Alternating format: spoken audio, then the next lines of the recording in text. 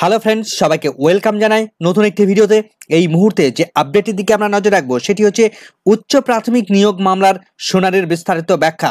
আমরা ইতিমধ্যেই জেনে গেছি সুপ্রিম কোর্ট থেকে বড় নির্দেশ এসছে, কিন্তু কি নির্দেশ এসছে তার বিস্তারিত পুঙ্খানুপুঙ্খ ব্যাখ্যা করে নেব আমরা। তো কলকাতা হাইকোর্টের ম্যাট নাম্বার 638 আপার প্রাইমারির মামলাটি সুপ্রিম কোর্টের চ্যালেঞ্জ হয়, তার শুনানি ছিল আজ। তো কি নির্দেশ দিয়েছেন মাননীয় চিফ জাস্টিস মহাশয়? রিক্রুটমেন্ট কি কন্টিনিউ করতে বললেন, স্থগিতাদেশ কি দিলেন না, বিস্তারিত জানবো।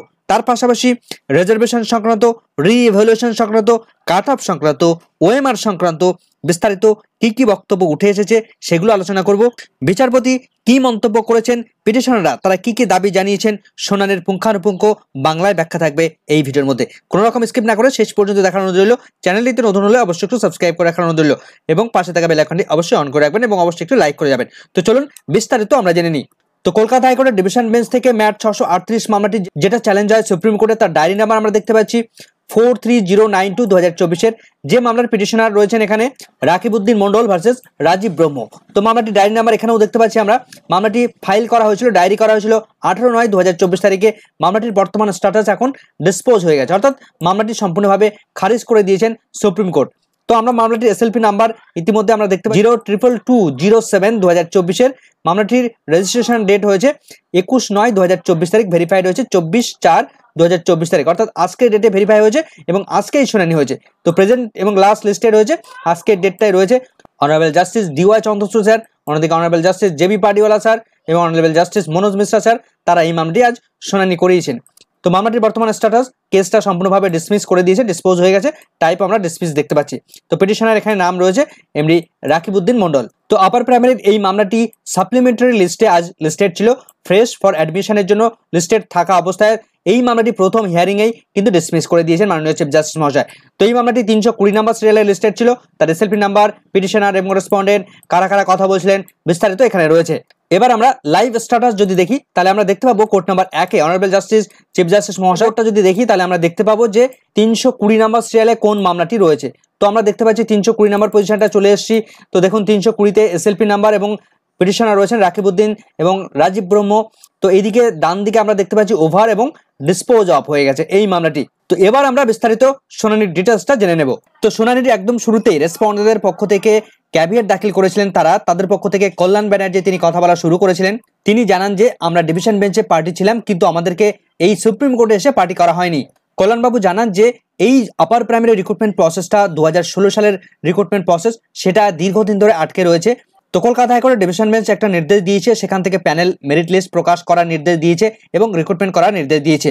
যে সমস্ত ক্যান্ডিডেটরা সফল হয়েছেন তাদেরকে রিক্রুটমেন্ট করার নির্দেশ দিয়েছেন, কিন্তু এই সমস্ত ক্যান্ডিডেটরা তারা সুপ্রিম কোর্টে এসে চ্যালেঞ্জ জানিয়েছে এই রিক্রুটমেন্ট প্রসেসটাকে কোনো রকমভাবে আটকে দেওয়ার জন্য। এরা সবাই অসফল ক্যান্ডিডেট।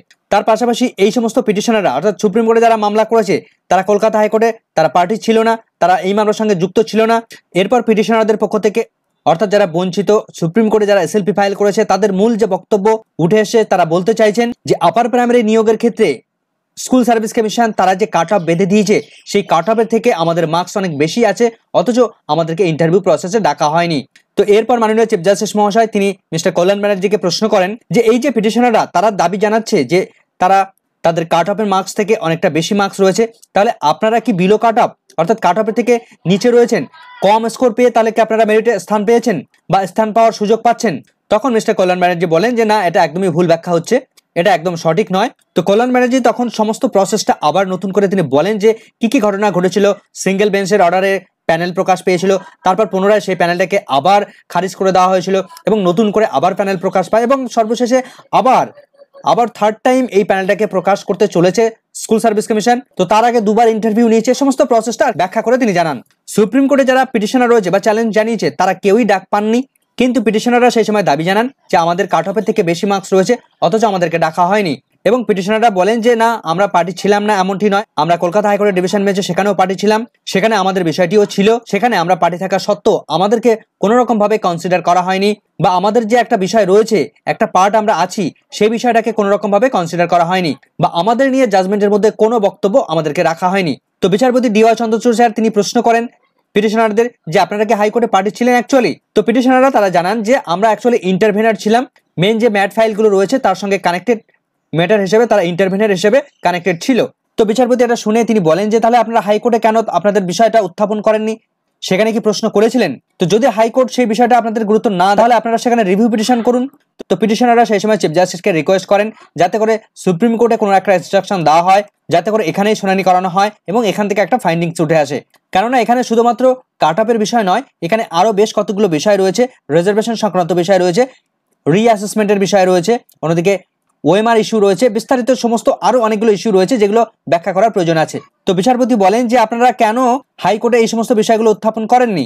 সেই সময় কল্যাণবাবু বলেন যে এরা হাইকোর্টে পিটিশনার ছিল না, এরা ইন্টারভেনার ছিল। ডিভিশন বেঞ্চ সমস্ত বিষয়গুলো বিচার বিবেচনা করে দেখেছে, কিন্তু এই সমস্ত পিটিশনাররা এই সমস্ত বিষয়গুলো সেখানে তারা উত্থাপন করেনি। তো সেই সময় কল্যাণবাবু তিনি আরো বলেন যে স্কুল সার্ভিস কমিশন তারা একটা গ্রেভিনেন্স সেল করেছিল, যে যার যে অসুবিধাগুলো রয়েছে তারা গ্রেভিনেন্স জানাতে পেরেছিল।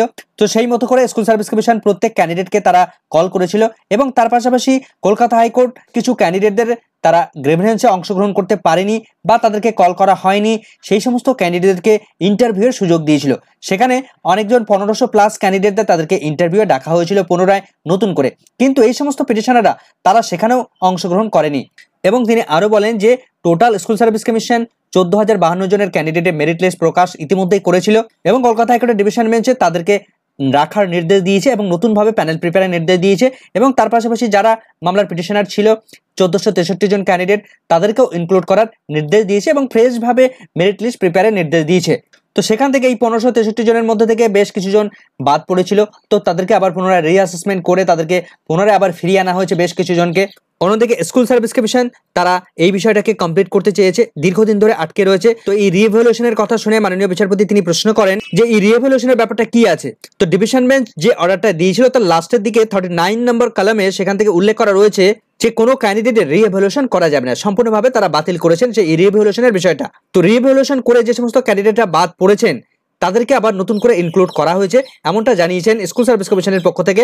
এবং যারা বাদ পড়েছিলেন, বাদ বাকি যে সমস্ত ক্যান্ডিডেটরা বাদ পড়েছিলেন রিভ্যালুয়েশনের ফলে, তাদেরকে সবাইকে ইনক্লুড করেছেন এবং কলকাতা হাইকোর্টের ডিভিশন বেঞ্চ এই 14,052 জন ক্যান্ডিডেটকে তাদেরকে নিয়োগ করতে বলেছেন এবং যারা বাদ পড়েছিলেন তার পাশাপাশি রিঅ্যাসেসমেন্ট করার পর এই 1463 জন ক্যান্ডিডেটকে নতুন করে ইনক্লুড করা হয়েছে এবং তাদেরকেও প্যানেলের মধ্যে স্থান দেওয়ার কথা নির্দেশ দিয়েছেন। তো বিচারপতি তখন তিনি বলেন, প্রশ্ন করেন যে আপনারা কি এই অর্ডারটাকে সম্পূর্ণভাবে মেনে নিয়েছেন? তো স্কুল সার্ভিস কমিশনের পক্ষ থেকে তারা জানায় যে আমাদের কোনো ব্যাপার নয়, আমরা সেটাকে সম্পূর্ণভাবে মেনে নিয়েছি, কারণ এখানে আমাদের কোনো প্রবলেম নেই। তো বিচারপতি তিনি বলেন যে ঠিক আছে।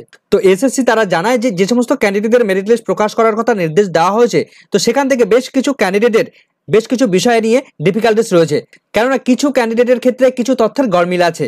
তো বিচারপতি তখন তিনি প্রশ্ন করেন পিটিশনারদেরকে যে এই যে 14,052 জন বা 1463 জন ক্যান্ডিডেটের কথা বলা হচ্ছে, এদের মধ্যে কি এই সমস্ত পিটিশনাররা কেউ আছেন? তো পিটিশনারদের পক্ষ থেকে তখন জানানো হয় যে না না, সেই সমস্ত লিস্টে আমরা কেউ নেই। এসএসসিও তারা জানায় যে না, এই সমস্ত ক্যান্ডিডেটরা তারা এই লিস্টের মধ্যে নেই, কেননা তারা ইন্টারভিউয়ের জন্য যে কাট অফ মার্কস সেই কাট অফ মার্কস তারা কমপ্লিট করতে পারেনি বা বিলো কাট অফের নিচে রয়েছে এই সমস্ত ক্যান্ডিডেটরা। তো বিচারপতি তখন সব থেকে গুরুত্বপূর্ণ নির্দেশ তিনি দিচ্ছেন। তো তিনি জানিয়ে দিলেন যে যারা কলকাতা হাইকোর্টের ডিভিশন বেঞ্চে ইন্টারভেনার ছিলেন তাদের কোনো বক্তব্য তিনি শুনবেন না, সম্পূর্ণভাবে ইন্টারভেনারদের সমস্ত বক্তব্য তিনি খারিজ করে দিচ্ছেন, সমস্ত এসএলপি তিনি খারিজ করে দিচ্ছেন। তাদের যাই বক্তব্য থাকুক না কেন, সুপ্রিম কোর্ট আমরা এখানে কোনো শুনবো না। তাদের যদি কোনো কিছু বলার থাকে তাহলে কলকাতা হাইকোর্টে যাক, কলকাতা হাইকোর্টের ডিভিশন বেঞ্চ, সেখানে তারা বিস্তারিত কথা বলতে পারে, এখানে নয়। কেননা ইন্টারভেনার হয়ে এই সুপ্রিম কোর্টে এসে মামলা করাটা একদমই যাবে না। তার কারণ এভাবে যদি তাদের সুযোগ দেওয়া হয় তাহলে এই সমস্ত মামলাগুলো অনন্তকাল ধরে চলতে থাকবে। তো আরেকটি এসএলপির পক্ষ থেকে যে পিটিশনাররা ছিলেন তারা তাদের বক্তব্য তুলে ধরার চেষ্টা করেন। তারা জানান যে আমাদেরও কাট অফের থেকে বেশি মার্কস রয়েছে, অথচ আমাদেরকে ইন্টারভিউর জন্য কল করা হয়নি।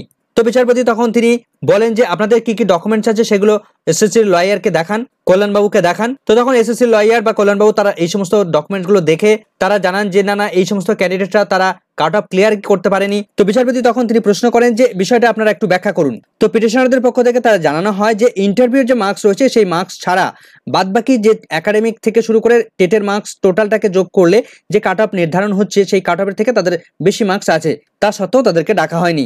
তো এসএসসি এবং মিস্টার কল্যাণ ব্যানার্জি তারা বলেন যে কেউই তারা ইন্টারভিউ ডাক পাননি, কেননা তারা কাট অফই ক্লিয়ার করতে পারেনি। তো পিটিশনাররা তারা এখন অভিযোগ জানায় যে আমাদের থেকেও বিলো কাট অফে অনেকে ইন্টারভিউ কল পেয়েছে, অথচ আমরা কল পাইনি। তো এসএসসি তখন তাদেরকে বললো যে তারা হয়তো হাইকোর্টে ইন্টারভেনার ছিল। তো পিটিশনাররা তারাও জানাচ্ছে যে আমরা তো আগেই বললাম যে আমরা ইন্টারভেনার ছিলাম কলকাতা হাইকোর্টে। তো এই সমস্ত কথা শুনে মাননীয় চিফ জাস্টিস মহাশয় তিনি কিন্তু সম্পূর্ণ এই যারা ইন্টারভেনার ছিল তাদের প্রত্যেক এসএলপি সম্পূর্ণভাবে তিনি খারিজ করে দিলেন, ডিসমিস করে দিলেন, কোনো রকম ভাবে সুযোগ দিলেন না এই মামলার গতি প্রকৃতি এগিয়ে নিয়ে যাওয়ার জন্য। তবে এখানে একটি বিষয় রয়েছে যে যারা কলকাতা হাইকোর্টে ইন্টারভেনার ছাড়া বাকি যে সমস্ত রিট পিটিশনার ছিলেন বা আদার্স যে সমস্ত পার্টিরা ছিলেন তাদের যে এসএলপি ইতিমধ্যে সুপ্রিম কোর্টে এসেছে, বা সুপ্রিম কোর্টে আমরা জানি এই দুটো এসএলপি নয় আরও বেশ কতগুলো এসএলপি হয়েছে। তো যদি সেই সমস্ত ক্যান্ডিডেটরা সুপ্রিম কোর্টে গিয়ে থাকেন তাদের এসএলপি কিন্তু খারিজ হয়নি বা ডিসপোজ হয়নি।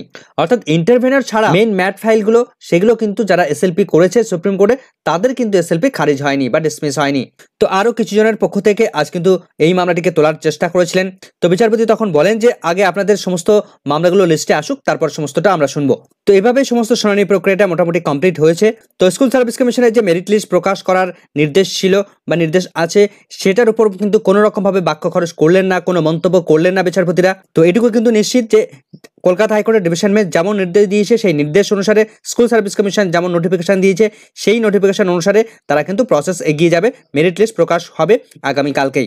তো ডিভিশন বেঞ্চের যে অর্ডার ছিল সেই অর্ডারের উপর কোনো রকমভাবে কোনো দিকের কোনো হস্তক্ষেপ করলেন না চিফ জাস্টিস মহাশয়রা, অর্থাৎ অর্ডারের মধ্যে কোনো রকমভাবে পরিবর্তন এলো না। তো সুপ্রিম কোর্টে এই সমস্ত ইন্টারভেনার যারা ছিলেন তাদের সমস্ত এসএলপি খারিজ হয়ে গেল। তবে ইতিমধ্যে যারা মূল ফাইল করেছিলেন, মামলা করেছিলেন তাদের এসএলপি কিন্তু খারিজ হয়নি, অর্থাৎ রাজীব ব্রহ্ম বা এই জাতীয় যারা মূল পিটিশনার ছিলেন তাদের এসএলপি কিন্তু খারিজ হয়নি। তো এইটুকুই ছিল আজকের আপডেট। ভিডিওটি এখানেই শেষ করছি। ভিডিওটি শেষ পর্যন্ত দেখার জন্য সকলকে ধন্যবাদ।